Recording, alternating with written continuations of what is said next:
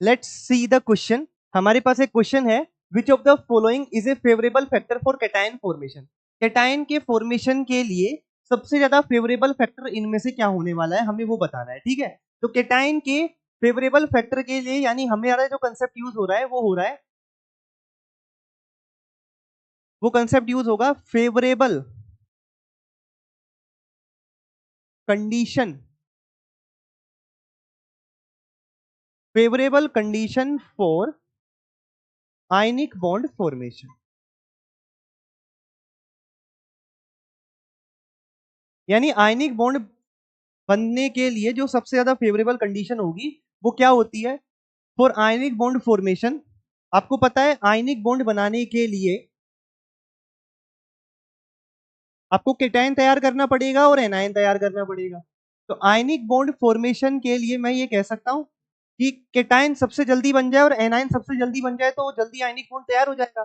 तो ionic bond के लिए सबसे बढ़िया कंडीशन क्या हो जाएगी कि मुझे केटायन जल्दी तैयार करना है।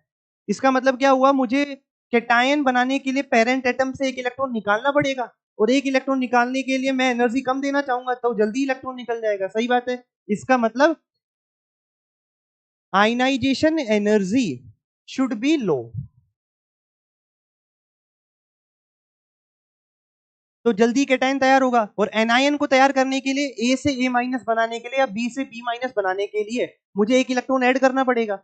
इलेक्ट्रॉन के एडिशन के लिए जितना जल्दी इलेक्ट्रॉन ऐड हो जाएगा उतना जल्दी एनायन बनेगा। और इलेक्ट्रॉन का एडिशन कब कोई बढ़िया दिखाएगा, जब पहले से कोई पॉजिटिव चार्ज हो या अपन कह सकते हैं जो पहले से इलेक्ट्रॉन डेफिशिएंट हो और इलेक्ट्रॉन के प्रति अट्रैक्शन दिखा रहा हो तो फटाफट से इलेक्ट्रॉन गेन करेगा।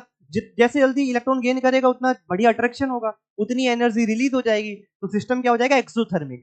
यानी मैं कह सकता हूं इलेक्ट्रॉन एफिनिटी क्या होनी चाहिए, शुड बी हाई। ये दो फेवरेबल कंडीशन रहती है।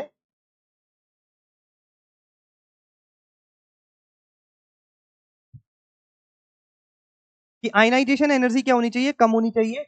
ये अपन किसके लिए डील करते हैं, केटायंस के लिए। और ये अपन किसके लिए डील करते हैं, एनायंस के। ठीक बात है। तो यहां क्या बोल रहा है, केटायन के फॉर्मेशन के लिए फेवरेबल फैक्टर क्या होगा, आयनाइजेशन एनर्जी उसकी कम होगी। अगर मुझे ए से ए प्लस एक केटायन बनाना है तो ये केटायन बनाने के लिए मुझे एक इलेक्ट्रॉन बाहर निकालना पड़ेगा। इस इलेक्ट्रॉन को बाहर निकालने के लिए सबसे कम से कम एनर्जी जो मैं दूंगा वो मेरी क्या कहलाएगी, आयनाइजेशन एनर्जी। तो ये आयनाइजेशन एनर्जी जितनी कम होगी उतना जल्दी केटायन बनके तैयार हो जाएगा। ठीक है, तो लो आयनाइजेशन पोटेंशियल क्या हो जाएगा, इसका करेक्ट आंसर हो जाएगा।